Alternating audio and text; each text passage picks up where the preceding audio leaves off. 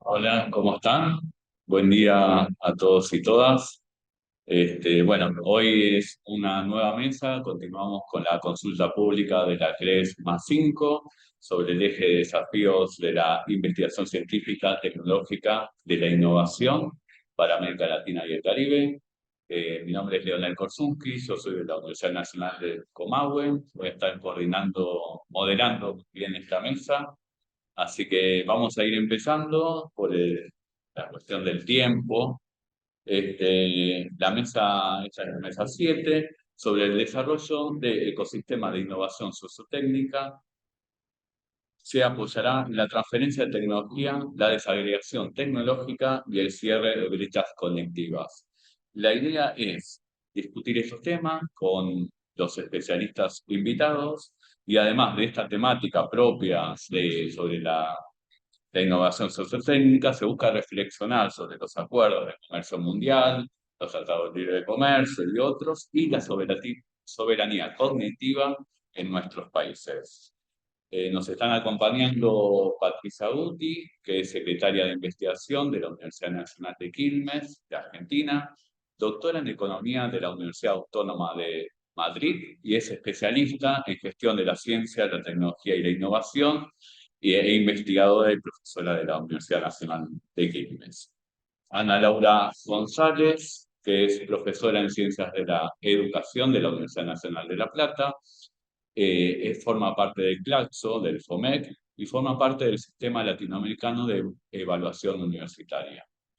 Vamos a ir empezando hasta que se incorporen los otros participantes y en su momento lo vamos a estar presentando. Vamos a hacer una ronda de presentaciones de 15-20 minutos de cada una, ronda de preguntas y bueno, y ahí vemos para seguir. Bueno, Patricia. Bueno, buenos días a todos, todas. Bueno, en primer lugar, gracias por la invitación, de estar hoy pudiendo acompañarlos y conversar sobre algunos de los temas importantes que tenemos que encarar, que abordar desde las instituciones de educación superior. Yo voy a hablar sobre un tema en particular que le pusimos un título, algo que venimos trabajando hace un tiempo, le pusimos un título un poquito llamativo para que justamente haga un poco de eco, que es el eslabón perdido de los sistemas de innovación. Y en ese sentido, si bien está eh, aceptado, hay un consenso global sobre la importancia que tienen los procesos de innovación para el desarrollo, tanto desde el sector público, desde el sector académico, como desde el sector privado. Hay una cuestión que necesitamos seguir profundizando y fortaleciendo, que está vinculada con la formación de los recursos humanos para la innovación, que es el punto de partida para el fortalecimiento de estas dinámicas. En los últimos años, precisamente, podemos observar que hubo un cambio bastante importante en la demanda de recursos humanos, de capital humano calificado, lo cual puso en evidencia justamente esta escasez de este talento particular que se está buscando en áreas específicas, en general asociado siempre a las carreras STEM, a la informática, a la programación, al análisis de datos, pero también estamos observando esta debilidad o esta necesidad en el ámbito de la conducción, de la gestión de los procesos de innovación, los procesos de ciencia, tecnología e innovación. Además, si lo miramos desde el otro lado, vemos surgir cada vez con más fuerza que en las nuevas generaciones hay una búsqueda cada vez mayor por tener un impacto más inmediato y concreto respecto de las actividades que se realizan. Hay un enfoque más basado en las competencias, en fomentar la creatividad, en poner en marcha emprendimientos, microemprendimientos, y a la hora de buscar ciertas formaciones que les permitan tener las capacidades para iniciarse en estas actividades, se encuentran en general con ciertas limitaciones por parte de las instituciones de educación superior, que en parte tenemos muy anclados nuestros programas de estudio en enfoques más bien academicistas. Entonces, en ese marco nos preguntamos, bueno, ¿cuál es la formación que se necesita para estimular los procesos de innovación y desarrollo? Si revisamos algunos datos muy generales, muy a nivel muy macro respecto de cuál es esta situación, no tenemos ninguna duda de que el desarrollo solamente es posible con más inversión en ciencia y tecnología, pero cuando miramos los datos, por ejemplo, de la participación de la inversión en I+D sobre el PBI, en el caso de Argentina estamos en el 0,52% del PIB, si vamos a Brasil estamos en 1,17%, si vamos a México estamos en 0,30%, y si vamos a los países un poco desarrollados, nos encontramos justamente que aquellos países a los que les va mejor son aquellos que invierten más en inversión en I+D como porcentaje del PBI. En ese caso nos encontramos, por ejemplo, con China, que tiene una inversión hoy del 2,4%. Si vamos un poquito más arriba, estamos con Estados Unidos, el 3,45%. Alemania, 3,13%. Corea, 4,80%. Es decir, que estamos bastante lejos todavía de las inversiones que necesitamos. Obviamente que necesitamos, por lo tanto, mejorar estos niveles de inversión en I+D, y en ese sentido, en Argentina, con la aprobación de la ley del Programa Nacional de Ciencia, Tecnología e Innovación, tenemos la expectativa de que esto pueda mejorar, aunque vamos a estar con una discusión importante también que tiene que ver en cómo se van a distribuir los fondos de esa ley, ¿no? Digamos, pero estamos dando algunos pasos importantes y esperemos que no los tengamos que suspender o que volver para atrás. Si miramos específicamente lo que tiene que ver con la formación de recursos humanos, Argentina está bastante mejor posicionada que otros países de América Latina, pero aún así todavía estamos por detrás de estas necesidades, ¿no? Algunos datos de vuelta son indicadores de insumo que se suelen utilizar, aunque sabemos perfectamente que tienen sus debilidades también, ¿no? Pero por plantearnos un punto de partida, incluso también cuál sería un punto de llegada al que deberíamos aspirar, si miramos la cantidad de investigadores y becarios cada 1.000 habitantes en términos de la población económicamente activa, nos encontramos que Argentina tiene 3% de investigadores, en Brasil es el 1,68%, en México es 0,85%. Fíjense que los datos son aún más dispares, más heterogéneos en la región respecto de lo que es la inversión. Si miramos el promedio de América Latina, estamos en 1,32%, pero de vuelta, si miramos a los países que están más avanzados, en los países que hoy consideramos de alguna manera la frontera, nos encontramos con China, que tiene 2,91 investigadores y becarios de PEA, en Estados Unidos 9,62, y los otros datos más extremos todavía, Alemania, que tiene casi 11, y Corea tiene 16. O sea, estamos bastante lejos aún cuando estamos en una situación mejor, estamos bastante lejos de la formación, de los procesos que se están generando en otros entornos más desarrollados. Obviamente estamos hablando en este caso de capacidades científicas, no es solamente las capacidades científicas a las que tenemos que apuntar. En ese sentido, también en el resto, en los países más desarrollados, se está trabajando en avanzar hacia sistemas de innovación que tienen asociados otros procesos virtuosos que requieren de capacidades productivas, capacidades técnicas y de gestión para la innovación. Están centrados en algunas políticas más orientadas, basadas en el apoyo y el fortalecimiento de los centros tecnológicos, que son unos actores especiales, intermediarios de los procesos de innovación, que tienen como propósito acercar la oferta y la demanda de conocimiento, acercar todo ese conocimiento que generamos en las instituciones públicas, en las instituciones de ciencia y tecnología, con el sector productivo que los demanda. No tenemos dudas que para formar a estos recursos humanos, las instituciones de educación superior juegan un rol fundamental, tienen un lugar central. Y en el último tiempo, estas instituciones, como probablemente se ha debatido en otras mesas, han sufrido muchos cambios, o han experimentado más que sufrido, ¿no? Porque en realidad son cambios positivos, no son para sufrirlos, sino para experimentarlos. Obviamente fue una complejidad creciente con el aumento de las matrículas en algunos de los países, la confluencia de enfoques interdisciplinarios que cada vez está más presente, y la ampliación del derecho a la educación. En ese sentido, esa democratización de acceso también permitió una diversificación de las carreras, impulsó una masificación de la matrícula y también de las actividades vinculadas con las instituciones de educación superior, pero más orientadas a el entorno productivo y al entorno social a partir del fortalecimiento y la promoción de la extensión universitaria. En este sentido, uno podría preguntarse, bueno, entonces, ¿son estas instituciones las que se tienen que ocupar de la formación del capital humano orientado a la gestión? Bueno, creemos que sí. Ahora, también podríamos preguntarnos si son efectivamente los programas de formación de posgrado los que tienen que ser objeto de esta formación especial.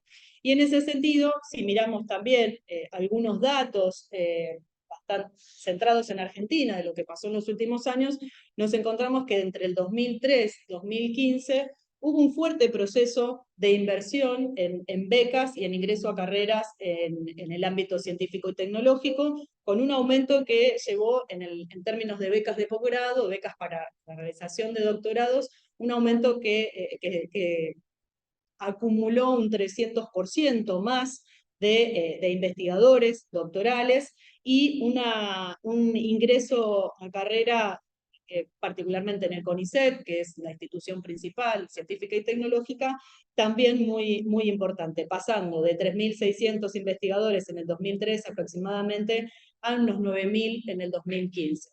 Eso permitió un fuerte fortalecimiento del sistema científico y tecnológico, pero nos falta dar este otro paso. Bueno, ¿qué pasó después del 2015? Bueno, claramente el cambio de gobierno implicó un estancamiento muy fuerte, incluso un retroceso muy fuerte, que en los últimos años pudimos revertir, pero otra vez nos encontramos con vaivenes de crecimiento y retroceso que tenemos que lograr evitar para no volver a caer otra vez en esta necesidad de recuperación y poder acumular capacidades de crecimiento. Ahora, la pregunta que me hacía antes y para ir cerrando, ¿no? O sea, ¿son los programas de doctorado que tienen que cumplir con esta misión de formación en gestión? Bueno, a lo mejor no, pero sí son los programas de formación de posgrados los que tienen que ayornarse de alguna manera a las necesidades que aparecen hoy, tanto desde el sector académico, público-privado, como desde el sector productivo. ¿En qué sentido? En el sentido de formar, además de científicos y científicas, gestores para poder conducir estos procesos de innovación que nos van a permitir fortalecer e impulsar nuevas dinámicas en los procesos de innovación y en los procesos de vinculación entre la ciencia, la tecnología y el sector productivo, generando estructuras productivas más complejas, más heterogéneas, que nos permitan además absorber esos recursos humanos calificados que van a permitir justamente hacer de este círculo un círculo virtuoso. En este sentido, creo que las universidades en Argentina tienen algunas experiencias interesantes e importantes a las que probablemente haya que seguir fortaleciendo y, ¿por qué no?, en algún punto revisar, pero, por ejemplo, en los últimos años, más de 10 años, se ha creado un programa muy interesante a impulso del Ministerio de Ciencia y Tecnología, de la agencia I+D+I en particular, toda la agencia I+D+I, que fueron los GTEC, los programas de gestión tecnológica, que se crearon en el año 2008, que hoy ya tienen una tradición de más de 15 años, y si bien acumularon muchos aprendizajes, hoy también están de alguna manera buscando un cierto cambio más asociado a estas nuevas dinámicas que comentaba al principio. Esos programas efectivamente buscan formar gestores para la innovación y logran de esa manera crear este nuevo actor que necesitamos fortalecer en nuestro sistema de innovación. Después si quieren podemos ir un poquito en las preguntas, en el intercambio. Otro de los programas que me gustaría mencionar es uno mucho más reciente, que creamos en la Universidad de Quilmes justamente, que es un posgrado en dirección de empresas públicas, de gestión para la innovación en empresas públicas, que entendemos que cubre justamente dos áreas de vacancia. Por un lado, esta área de vacancia de formación en la gestión para la innovación. Y por otro lado, en el fortalecimiento de nuestras empresas públicas, de las empresas públicas de América Latina, que son un actor y un vector para el desarrollo de nuestros países y que suelen ser fuertemente cuestionadas por las capacidades que necesitan o que tienen, además de que suelen ser mal evaluadas siempre desde las cuestiones vinculadas a lo financiero antes que los aportes sociales que realizan, ¿no? Al impacto social. Bueno, voy a ir, dejo por acá y en todo caso podemos seguir ampliando un poco más en los comentarios. Muchas gracias.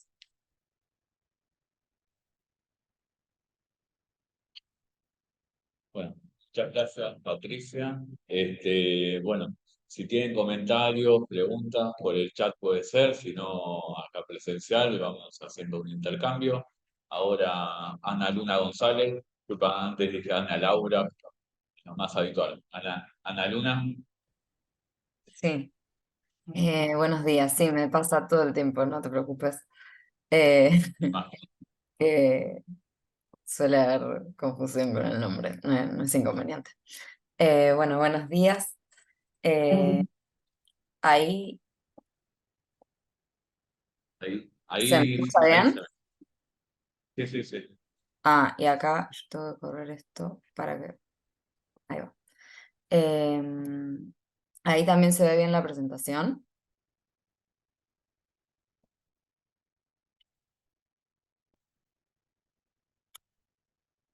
Están silenciados, disculpen. Se ve. Sí, perfecto. Bárbaro, perfecto. Bueno, como mencionaron en la presentación, estoy trabajando en Claxo, en el FOLEC, que es el Foro Latinoamericano de Evaluación Científica, que tiene como objetivo, digamos, ser un espacio de debate para pensar los sentidos, las políticas y las prácticas científicas en los procesos de evaluación en la región latinoamericana y caribeña, desde una perspectiva de dominio público del conocimiento. Entonces, bueno, la presentación va a ser desde este lugar. Por un lado, me propongo presentar diversas iniciativas y declaraciones en Latinoamérica y el Caribe sobre ciencia abierta y evaluación de la investigación. Por otro lado, clarificar la relación entre evaluación de la investigación y el proyecto de ciencia abierta. Y si llegamos, no sé si voy a llegar, pero vamos a intentarlo con el tiempo, presentar también algunas recomendaciones y aprendizajes institucionales para la mejora de la evaluación de la investigación en línea con la ciencia abierta. De acuerdo a lo que se plantea en la mesa, por ahí nuestro aporte sea más bien desde la soberanía cognitiva, digamos. Tengo 15 minutos, ¿verdad? Sí, sí, 15, 20 minutos. Ok, perfecto, gracias. Bueno, entonces, muy bien, disculpen, ahí está. Algunas iniciativas que hubieron en la región, como para situarnos en la región latinoamericana respecto a la ciencia abierta, sobre todo, comienzan en el año 2005 con la Declaración de El Salvador sobre acceso abierto, llamada La perspectiva del mundo en desarrollo. Luego, hacia el año 2013 y 2014, Perú, Argentina y México presentaron algunas regulaciones de distinto nivel nacionales. En el año 2018 se aprueba la Declaración de Panamá sobre ciencia abierta. Hacia el año 2020 y 2022 se aprueba la Declaración de Principios del FOLEC de Claxo. La ponemos así en 2 años porque fue un proceso de construcción y de discusión con distintos actores de la región, que culminó su proceso y se aprobó en el año 2022 en la última Conferencia Latinoamericana de Ciencias Sociales de Claxo.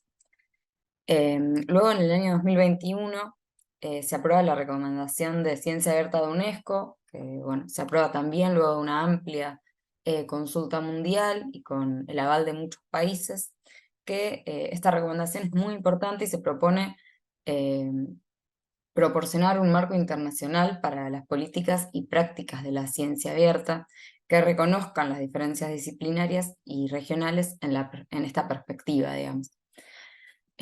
Ahora, en las próximas diapositivas vamos a indagar un poco más de qué se trata. Y en este año también, en el año 2021, se aprueba el manifiesto sobre evaluación de revistas de la EC, que es la Asociación Latinoamericana de Editores Científicos. Hacia el año 2022 se suman a las regulaciones nacionales Chile y Colombia, y en el año 2023, muy recientemente, se aprobó la Declaración de Ciencia Abierta del Consejo Superior Universitario Centroamericano. Fue en octubre, es bien reciente esto. Así que con este panorama regional que demuestra, digamos, la preocupación que hay en nuestra región por este tema y los avances también, bueno, nos interesaba plasmar esta situación para pensar por ahí el ecosistema de innovación latinoamericano desde este marco.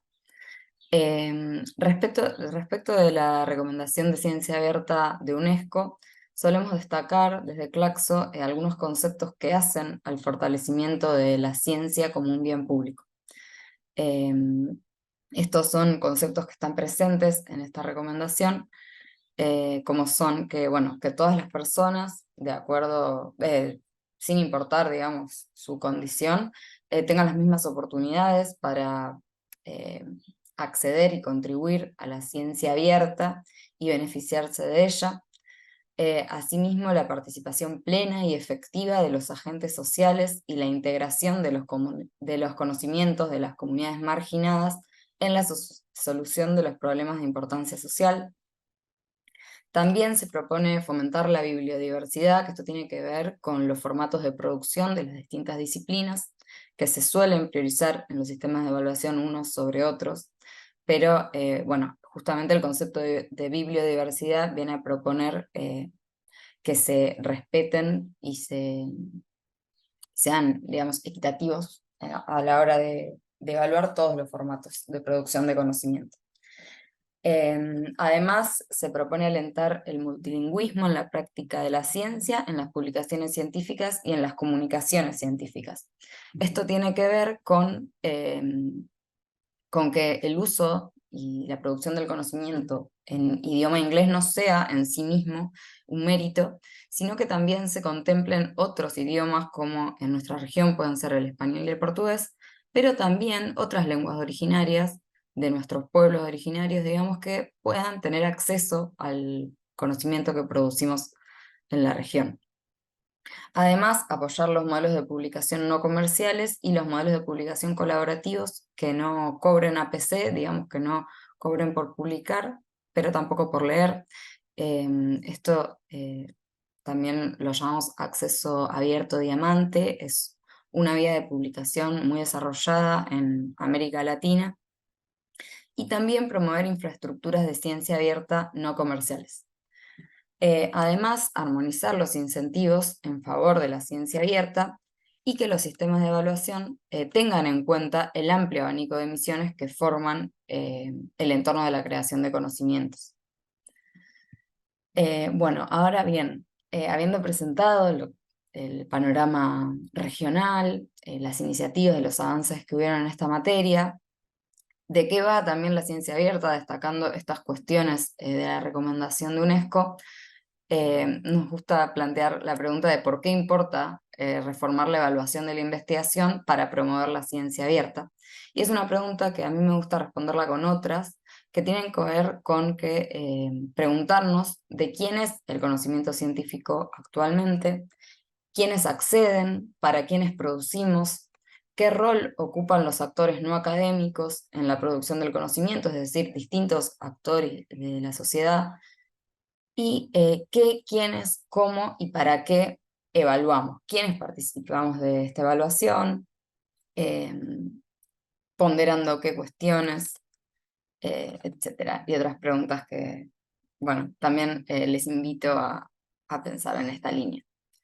En este sentido, la declaración del FOLEC, que mencionaba en la primera línea del tiempo, que se aprueba en el año 2022, propone 14 principios que intentan dar respuesta a estas preguntas.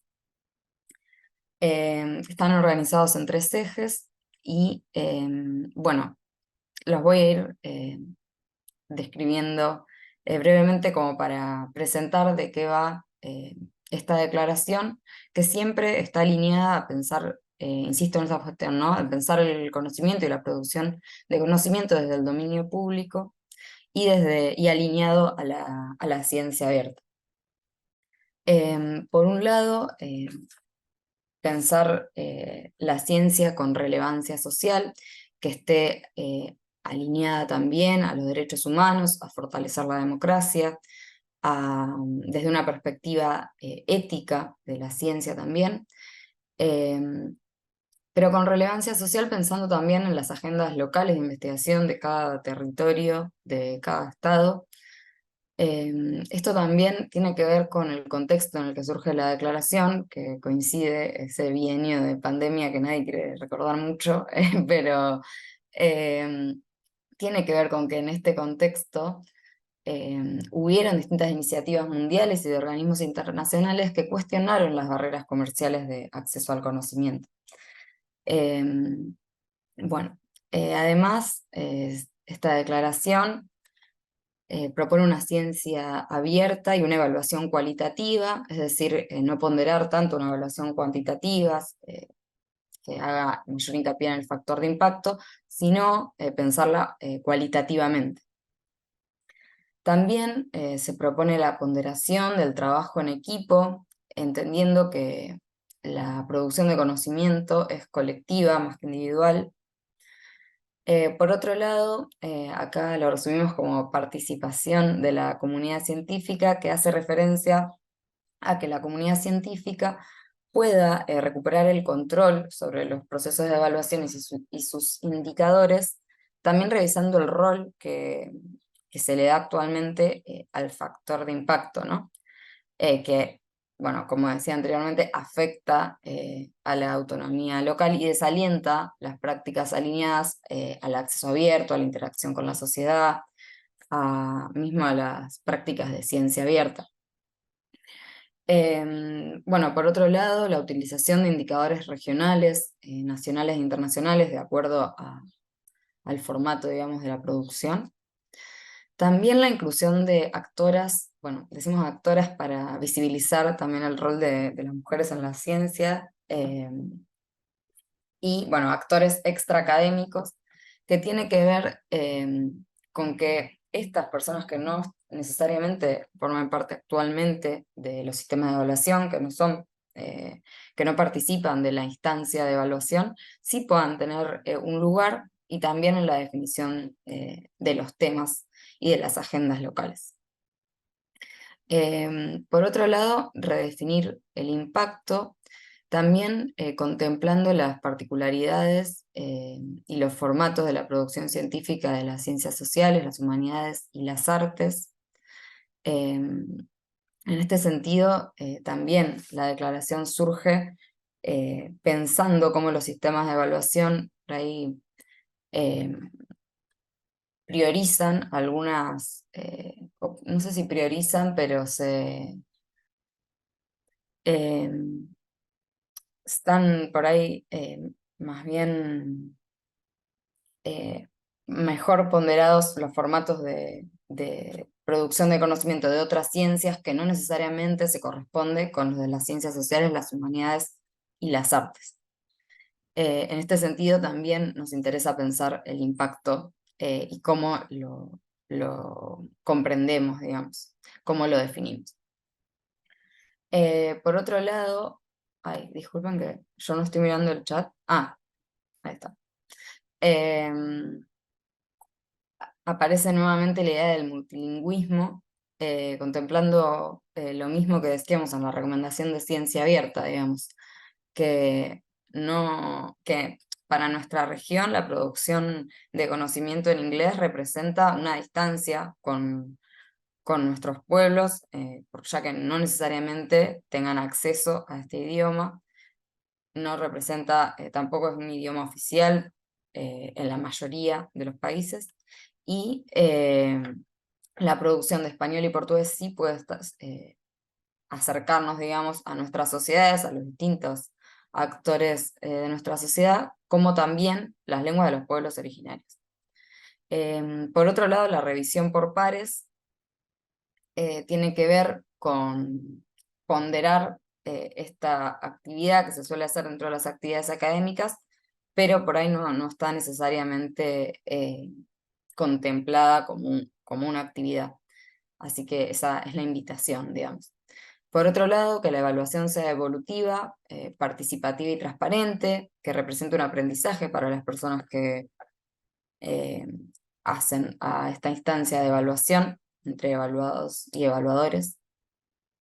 También la equidad de mujeres y diversidades, no solo en la paridad, que por supuesto también, sino también en cuanto a la definición de las temáticas y también en el formato de citación para visibilizar la presencia eh, de mujeres, digamos, y otras identidades también en la producción de conocimiento.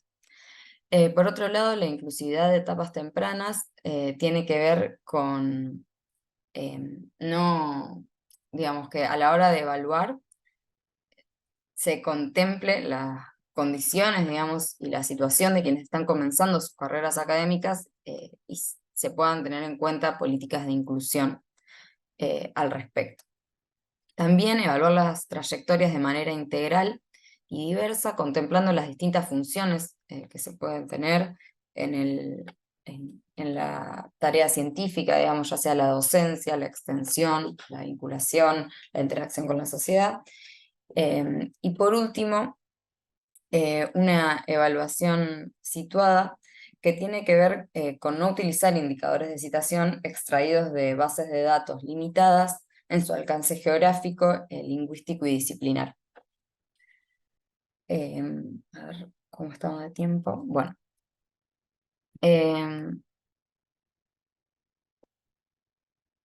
Bien. En cuanto... ¿Estamos bien de tiempo?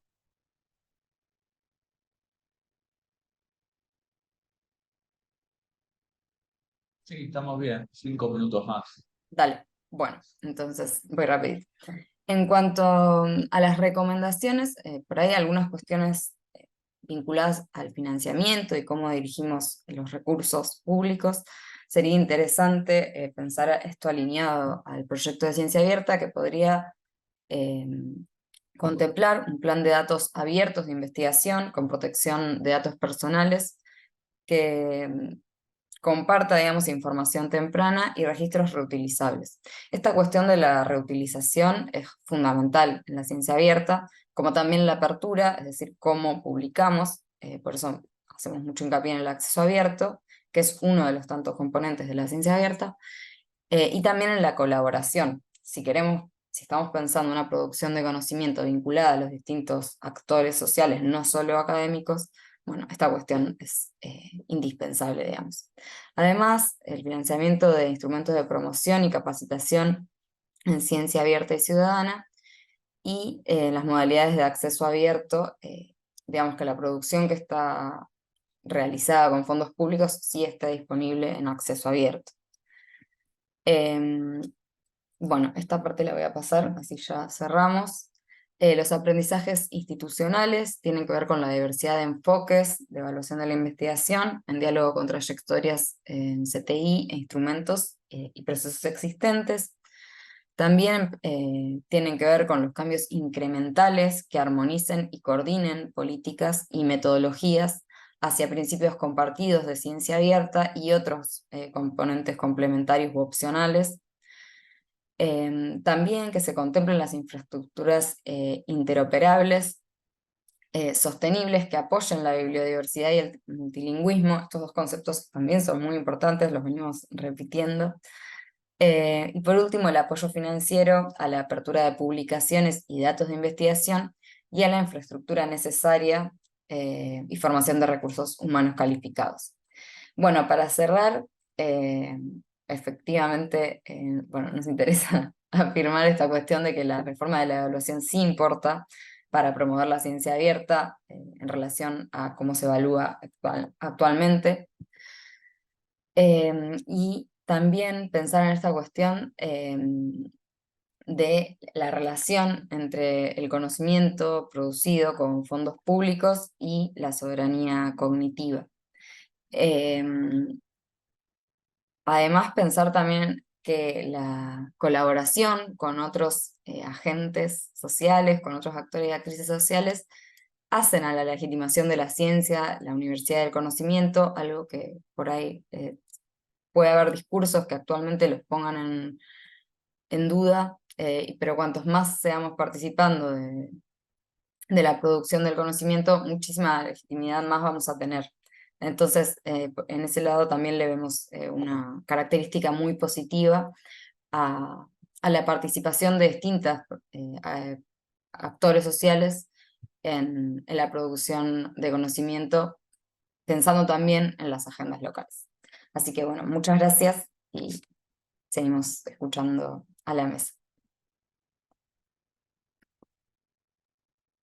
Bueno, muchas gracias.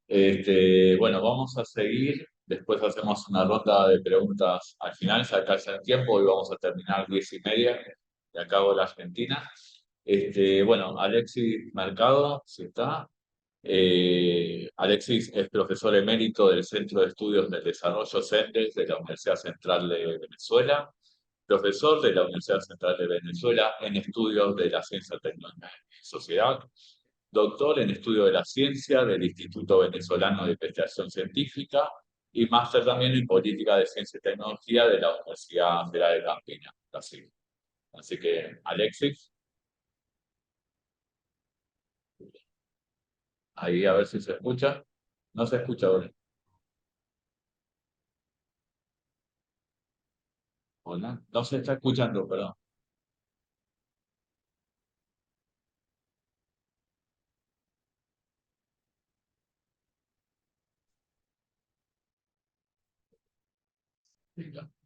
No, no, no se está escuchando.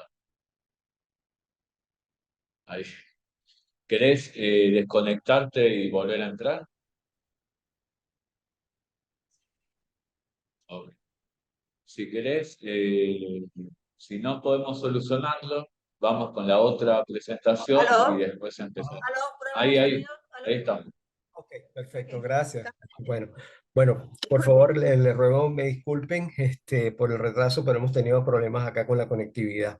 Bueno, quisiera poder compartir pantalla Sí, para la presentación. bueno, Ok, sí, perfecto. sí. Bueno. Ok, bueno, buenos días. Disculpen entonces nuevamente la tardanza. Mi presentación va a considerar aspectos estructurales, ¿no? Sobre los cuales entonces se deberían conformar ecosistemas de innovación sociotécnica. ¿Qué quiero decir con ello? Bueno, básicamente ¿a qué deben apuntar las actividades o las acciones de estos ecosistemas de innovación en función de las ingentes necesidades y las prioridades que se presentan en las sociedades latinoamericanas? Y sobre todo tomando en cuenta las grandes transformaciones tecnológicas que están aconteciendo a nivel global y cómo ellas están afectando, ¿no?, todos los ámbitos de la actividad humana en la región, eh, trayendo alguna serie de aspectos negativos, ¿no?, que tienen que ver justamente con la manera como se inserta la región el, en el ámbito in- eh, en el ámbito internacional, ¿no? Sobre todo desde el punto de vista técnico-económico, una inserción global. Déjenme intentar poner la pantalla.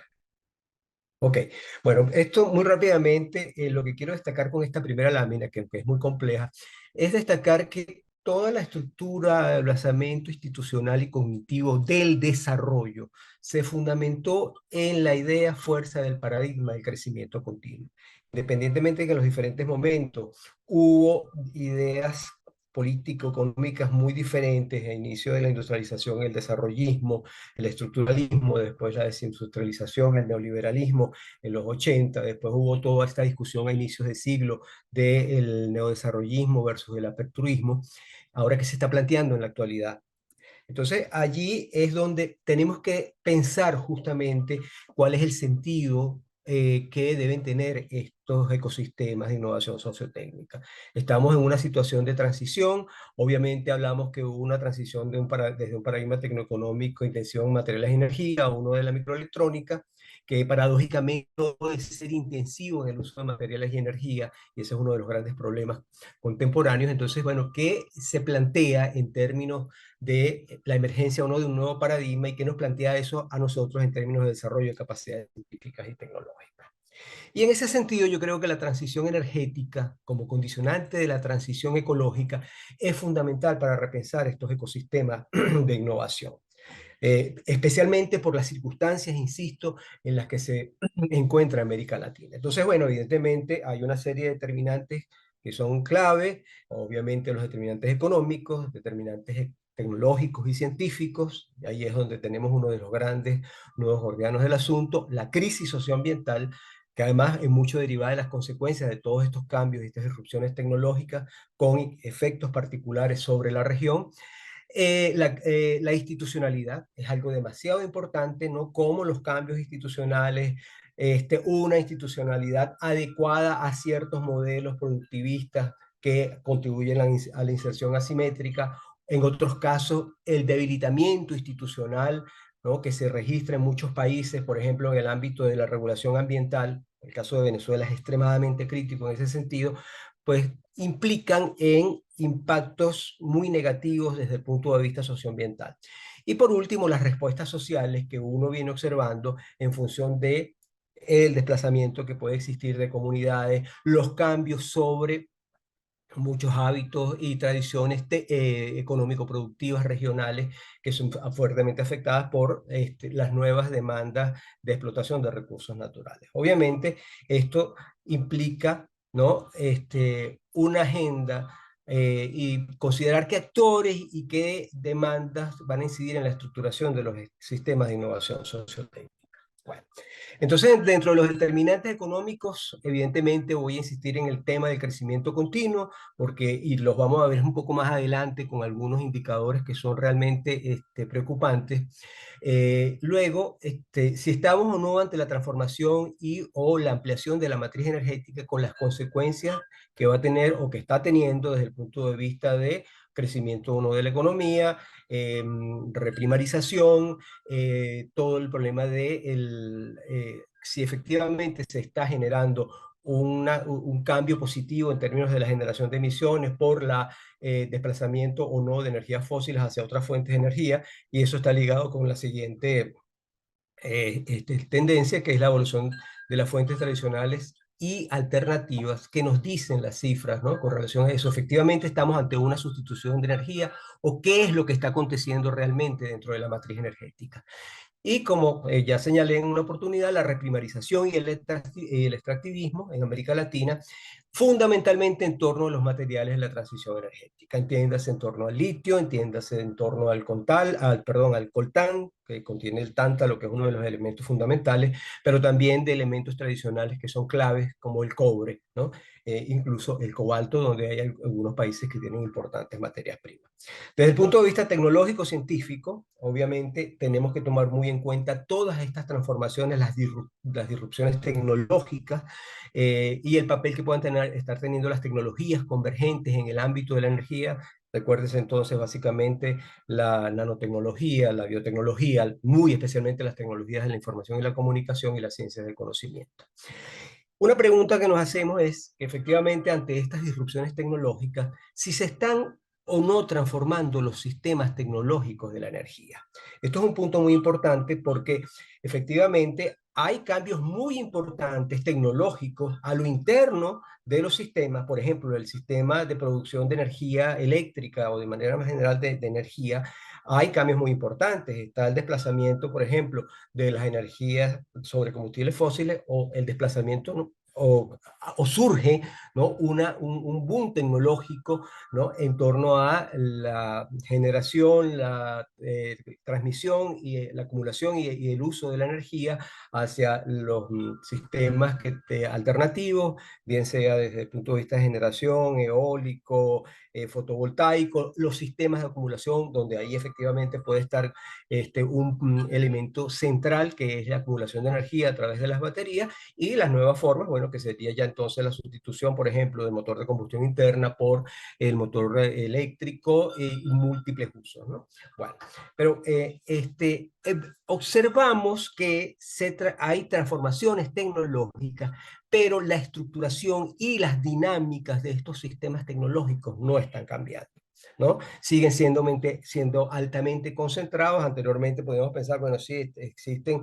las grandes refinerías petroleras, etcétera, el uso de energía, o las grandes represas hidroeléctricas, pero que estamos viendo ahora con estas nuevas tecnologías, bueno, que efectivamente, aunque tienen la posibilidad de ser, digamos, de diversificarse, están en modelos concebidos nuevamente intensivos y centralizados. Grandes granjas eólicas, grandes sistemas de almacenamiento de energía controlados por empresas. Entonces, en esencia, la concepción del sistema tecnológico se mantiene. Bueno, en América Latina una insuficiente capacidad de investigación, ¿no? En las universidades y los centros de investigación, y una baja capacidad tecnológica en la estructura industrial y de servicio. Baja capacidad tecnológica de acuerdo a los conceptos de Wetford, que él define 3 niveles: capacidad de uso y operación, capacidad de ingeniería y capacidad de investigación y desarrollo. Y en general nosotros vamos a conseguir que en la generalidad de los casos de América Latina se concentra en la capacidad de uso y operación, baja capacidad de ingeniería o media capacidad de ingeniería y muy escasa capacidad de investigación y desarrollo. Y cuando nos referimos a capacidad de investigación y desarrollo,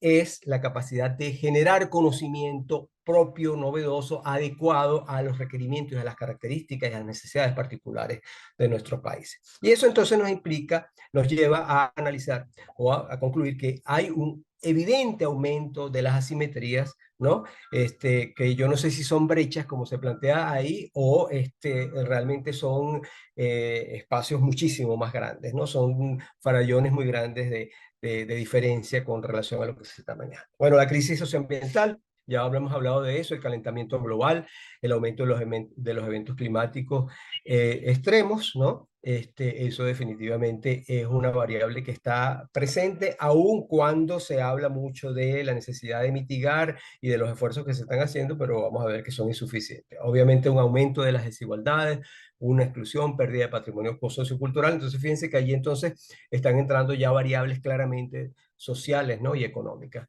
Desde el punto de vista de la institucionalidad, ya lo mencioné: en el caso ambiental, ya una pérdida de institucionalidad, o la consustancialidad de muchas políticas ambientales que justamente se adecúan para satisfacer los requerimientos de los patrones extractivistas. Pérdida de institucionalidad, depredación ambiental.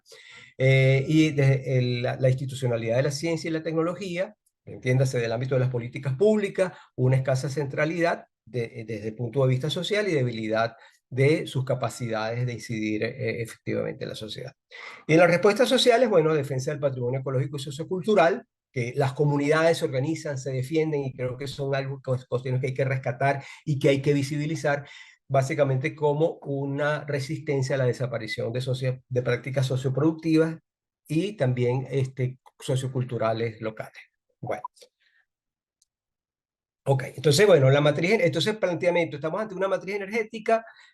Bueno, difícilmente podemos decirlo que estemos ante una transición energética, por lo que le he planteado anteriormente. Si bien a nivel de fuentes hay cambios, ¿no? Pasando de las tradicionales a las alternativas, eólica, solar, hidrógeno, los cambios tecnológicos, fíjense que apuntan en el primer caso a aumentar la eficiencia para mitigar los efectos de la contaminación, pero sin que efectivamente hayan cambios importantes, ¿no? En el uso de la energía. El tipo de consumo, bueno, fósiles en el caso tradicional, pasa entonces, fíjense que se evoluciona a las tecnologías convergentes, nuevas formas de generación y almacenamiento de consumo en cambios tecnológicos, el tipo de consumo de recursos. Esto es interesante porque en el caso de las energías fósiles continúa siendo intensivo y su crecimiento, el consumo es similar al ritmo del crecimiento económico, pero en el caso de las no convencionales, el uso está siendo intensivo y el ritmo de crecimiento del uso de las energías no tradicionales es muy superior al de crecimiento económico. Y eso trae consecuencias muy importantes. Fíjense este gráfico que les voy mostrando. O sea, esto evidencia la bulimia energética de la sociedad, ¿no? Mucho se habla de la mitigación del impacto, de la disminución de la necesidad de la disminución de gases de efecto invernadero, que hay que disminuir el consumo de fósiles, pero obviamente el consumo de fósiles, que son las primeras tres bandas de abajo, sigue creciendo o se mantiene. Fíjense que a pesar, simplemente hay una caída en 2020 producto de la pandemia, pero la tendencia es a crecer y los otros crecen, ¿ok? Fíjense que la línea verde, la franja verde es de las tecnologías no convencionales, que aunque ha crecido mucho, ¿no? O sea, pasa prácticamente de un 2-3% al 6%, sigue siendo significativo. Pero ¿qué implicaciones tiene esta estructura de consumo, ¿no? En términos socioambientales? Bueno, fíjense, este gráfico es interesante porque contrasto justamente el uso intensivo y el crecimiento de los materiales fundamentales para las baterías y otros sistemas eléctricos, ¿no? Que son el litio, el níquel, el cobalto y el cobre. Vean el cuadro de abajo. Entre 2005 y 2021, la producción de litio contenido, o sea, del metal, sí, o sea, bien sea carbonato de litio, de extracción de mina, pasó de 17.100 toneladas a 115.300 toneladas, una variación de 574%. El cobre, en cantidades mucho mayores, experimentó un crecimiento de 54%, el de cobalto 185%, el de níquel 87%. Eso implica un crecimiento brutal, una presión muy grande sobre los recursos naturales. Y uno podría decir, bueno, si esto está contribuyendo a que haya una sustitución de los combustibles fósiles y haya una disminución de las emisiones totales de CO2, bueno, uno podría decir, es plausible, es razonable la explotación. Bueno, pero no, el crecimiento de la producción y el uso de combustibles fósiles sigue aumentando, ¿no? Y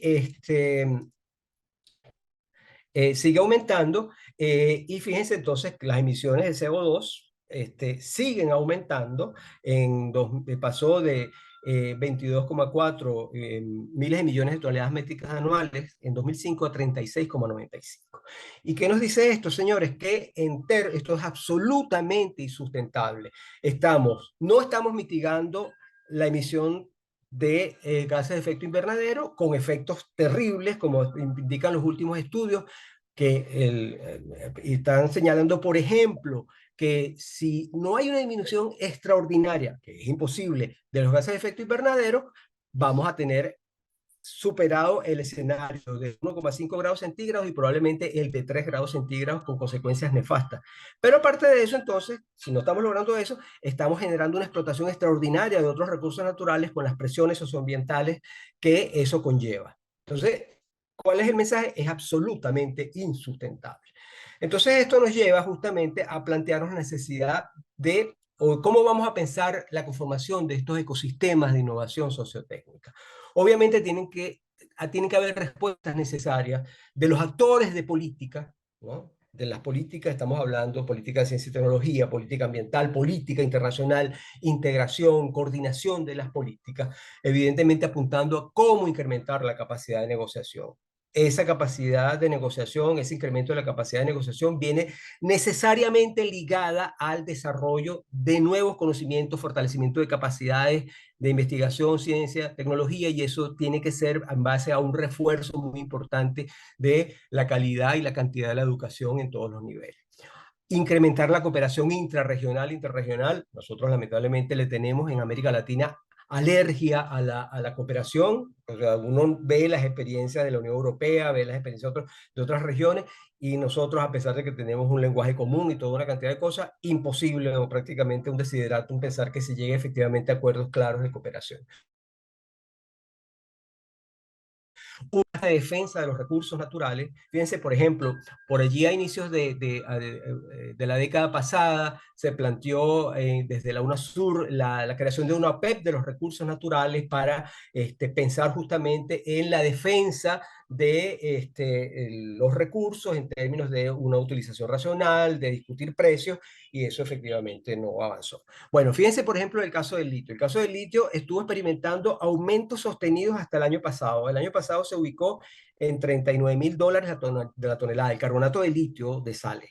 Bueno, este año, por el aumento de la producción, no solamente en América del Sur, sino en Australia y el surgimiento, el descubrimiento de impresionantes yacimientos en otras regiones, en Estados Unidos, incluso en Europa, hizo que el precio del carbonato de litio cayera a $25.000 la tonelada. Mientras tanto, el valor agregado de las sales complejas de litio y de los cátodos y de los electrodos se mantiene en precio. Obviamente se cae, en el caso de América Latina, con una sobreexplotación de los recursos.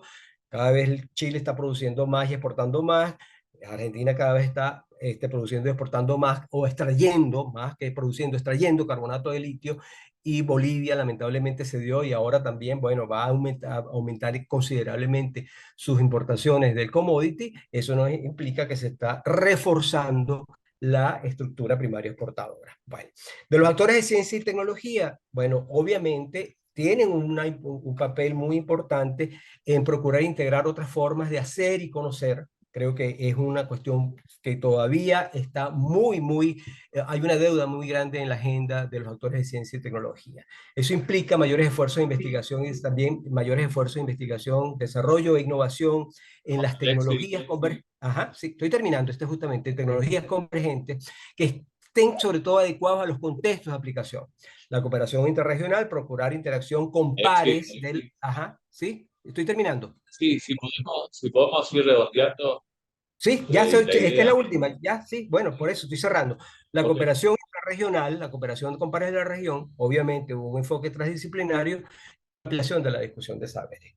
Evidentemente, esto requiere, esta es la última lámina, superar una institucionalidad, o sea, crear estos ecosistemas de innovación sociotécnica requiere superar una institucionalidad de la ciencia del Sistema Nacional de Ciencia, de los Sistemas Nacionales de Ciencia, Tecnología e Innovación, que fueron concebidos dentro de la noción del paradigma continuo. Obviamente, tras evolucionar desde el famoso triángulo de Sábato, ¿no? Que todo el mundo dice que está superado, pero de hecho los grandes actores siguen manteniendo el sartén agarrado por el mango en la formulación de la política científica tecnológica, el gobierno, la estructura productiva y la infraestructura científica tecnológica, con las consecuencias que hemos visto. Entonces, evolucionar hacia arreglos abiertos, ¿no? Alternativos, que implique una interrelación mucho más fluida entre los que deberían ser los actores de los ecosistemas de innovación sociotécnica. Evidentemente, se mantiene el gobierno, la estructura productiva y la estructura científico-tecnológica, pero cómo incluir los ciudadanos, las comunidades, el sistema educativo en todos sus niveles y el territorio y la naturaleza, ¿no? Viéndolo desde una perspectiva del actor red, del actor red. Bueno, entonces yo creo que el mensaje al final es este: tenemos que considerar que hay que cambiar la institucionalidad de los sistemas nacionales de ciencia, tecnología e innovación, para que efectivamente se puedan conformar ecosistemas de innovación sociotécnicos que apunten a una mayor equidad y sustentabilidad. Muchas gracias. Bueno, muchas gracias, Alexis. Y ahora, ahora es el turno de Franquilén García. ¿Está por ahí? Sí, sí, estou acá.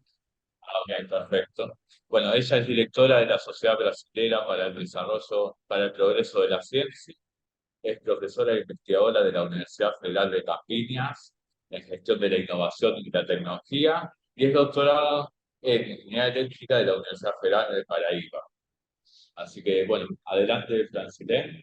Tienes 15 minutos. Muitas graças. Buenos dias. Vou falar português, tá?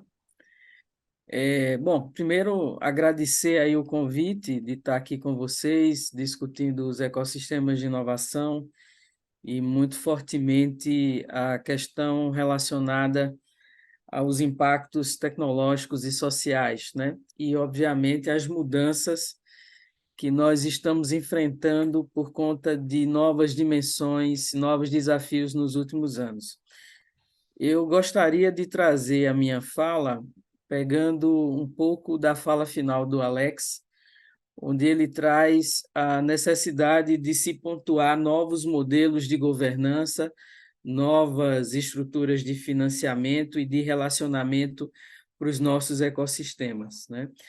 Eu creio que, dentro das temáticas que ele colocou aqui na sua fala, eu acho que tem três pilares que são fundamentais para compor nas nossas mentes a necessidade de mudanças. O primeiro pilar, consideravelmente importante, é o foco altamente estratégico e prioritário para todo o planeta de uma busca de uma sociedade mais sustentável, né? Não só pela questão do enfrentamento da transição do clima, mas, sobretudo, a preocupação de que sejamos atentos a novas crises sanitárias, e isso requer duas coisas chaves, que é uma atuação muito mais em arranjos interdisciplinares e uma forte colaboração em rede, né?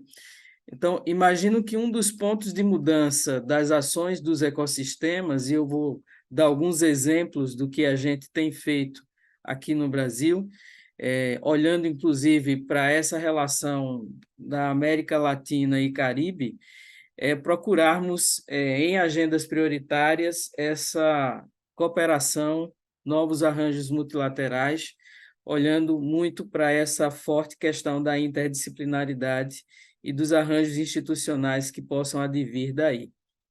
O segundo ponto, que me parece também muito desafiador, tem a ver com a formatação de um novo modelo de diálogo estruturado que relacione a pesquisa científica que é realizada nos ambientes acadêmicos, universitários, com esse mercado, né, muito mais desafiador.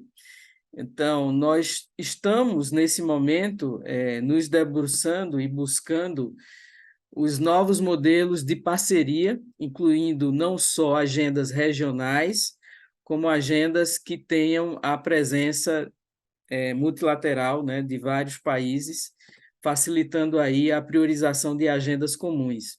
Um exemplo claro é a nossa biodiversidade, né?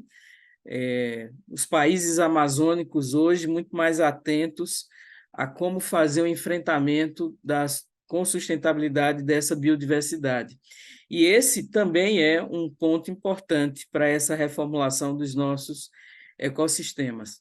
Um terceiro ponto que eu acredito que é um pilar também importante para essa reflexão é o modelo de financiamento, né? Nós temos hoje uma agenda de financiamento a projetos ou a portfólios, né? Alguns orientados a missões fortemente estratégicas, algumas delas com impacto global, né? Outras com impactos regionais, aquelas de impacto regional muito atentas a especificidades de populações, né? de regiões em cada país, algumas temáticas aí sendo colocadas, e algumas outras de natureza global, envolvendo não só dinheiro público, como dinheiro privado, né? E eu diria que essa agenda de financiamento ela impactará fortemente nas próximas ações dos ecossistemas. Então, a próxima pergunta que eu colocaria é como que o Brasil, de alguma forma, vem se estruturando para lidar com essa nova agenda global, com as conexões necessárias e as prioridades disponíveis, e de que forma isso pode ser feito de forma multilateral. Bom, primeiro ponto que é importante colocar é a existência de uma nova ambiência legal no Brasil, que envolve um pacote de leis né, e de arranjos trabalhados pelo Congresso Nacional e por várias redes no país, que trouxe um marco legal para a ciência, tecnologia e inovação, que foi regulamentado em 2018 e segue tendo aprimoramentos, né? Esse marco legal, ele trouxe uma pactuação, se a gente assim puder dizer, de uma nova convivência do ponto de vista da legislação para facilitar a relação e os acordos de parceria entre os ambientes que geram o conhecimento, a transferência desse conhecimento para o mercado e, muito diretamente, a relação dos ambientes de pesquisa com as empresas, com as startups, né? Recentemente, nós tivemos a sanção do Marco Legal das Startups e bons avanços no cenário do financiamento, do capital de risco, do capital empreendedor, que é um desses pontos importantes nesse arranjo novo do financiamento à ciência e tecnologia e aos processos de transferência tecnológica, e que tem forte impacto, claro, nos ecossistemas de inovação e na relação com a sociedade de uma forma geral. Nesse ponto do marco legal, eu queria citar um aspecto que eu acho que é importante para essa discussão, que é as facilidades para a pactuação de arranjos multilaterais, né? Então, nós temos desde aspectos relacionados às parcerias institucionais até a própria relação dos programas e das iniciativas de intercâmbio entre países, tanto do ponto de vista do campo científico, como também do ponto de vista do campo empresarial. Existem algumas políticas de incentivo no Brasil, que já algumas delas há mais de 2 décadas existentes, outras mais recentes, que prepararam, de uma maneira geral, assim podemos dizer, a melhoria e a maturidade, o amadurecimento dos modelos de governança para essa relação dos processos de transferência de tecnologia. Eu vou citar 2 delas, uma aproveitando a discussão trazida pelo Alex em relação à transição energética, à eletrificação dos sistemas, né, que é um grande desafio para o setor elétrico, que é a política de investimento em P&D das empresas que geram e distribuem energia no nosso país. É importante dizer que essa regulamentação ela vem sofrendo ajustes e, dentre os últimos ajustes mais recentes, a Agência Reguladora do Setor Elétrico ela passa a incentivar as empresas a trabalharem não com projetos específicos de média e longa duração que só eram avaliados enquanto impacto ao final. Mas hoje você trabalha muito fortemente com o portfólio de soluções e tecnologias que são construídas com atores desses ecossistemas de inovação, não só envolvendo as universidades, os grupos de pesquisa e desenvolvimento dessas universidades, mas muito fortemente as empresas. As empresas, sobretudo as startups, que pelo seu modelo leve, ágil de atuação, já se inserem na construção desse portfólio desde cedo. E, de forma mais frequente, né, em intervalos de tempo menores, se reavalia se a rota do desenvolvimento tecnológico está correta ou não, né, e como é que isso daí pode se tratar. Então, para passar para as conclusões nesse exemplo, eu queria só colocar que nós temos no setor elétrico um novo modelo de transferência e de construção de tecnologia, atuando muito fortemente com desafios que pautam prioridades, agendas, modelos e estratégias e muito fortemente redirecionam o modelo de financiamento. Algumas dessas agendas são globais, né? Não são apenas específicas para o Brasil. O segundo exemplo que eu queria citar muito rapidamente é a relação da parceria com o setor industrial. Então, o Brasil tem uma política pública de investimento nessa área, que é a nossa Embrapi. Hoje tem cerca de 100 de unidades no país, que fazem também esse meio de campo aí entre os ambientes que geram a pesquisa e os ambientes que vão transferir isso para o mercado, que são as empresas. É importante dizer que nas unidades Embrapi, sobretudo nas áreas de software e automação, você vê muito fortemente essa tendência da desagregação tecnológica e do surgimento de várias empresas que acabam atuando de forma pontual em especializações na área tecnológica que tem um forte impacto no modelo de atuação desses ecossistemas. E é claro que também buscando soberania, né, em algumas áreas estratégicas para o país, que são fundamentais em termos de investimento. E, por fim, eu queria deixar um desafio aqui, né, para esse grupo, nesse momento de enfrentamento pela crise e a transição energética, e com alguns indicadores que a própria Agenda 2030 traz, e outros que nós fomos construindo ao longo dos anos, a exemplo na área da descarbonização, da utilização de créditos de carbono, né, como unidade de medição para, digamos assim, medir impacto de investimentos realizados. Eu queria colocar a necessidade de que nós trabalhemos em conjunto a agenda, a melhor métrica para a medição da biodiversidade, né? Da manutenção e da sustentabilidade da biodiversidade, que é algo que não temos, né? E essa, por exemplo, poderia ser uma agenda multilateral a ser trabalhada em aspectos que envolvem esse diálogo que tão ricamente os ecossistemas de inovação trazem pela diversidade de atores ali inseridos. Obrigado, fico à disposição aqui. Bueno, muchas gracias, Francilé. No sé si tenemos preguntas, no sé si en el chat tienen algunas preguntas.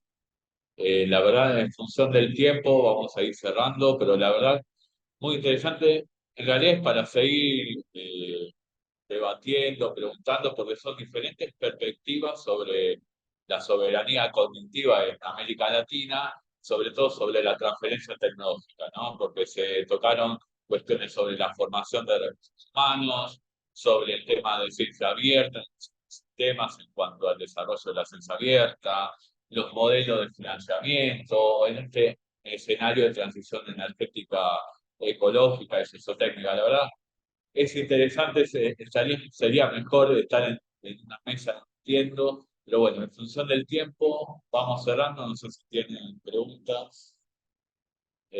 Bueno, les agradecemos a todos y todas y bueno, seguimos conectados. Muchas gracias. Gracias.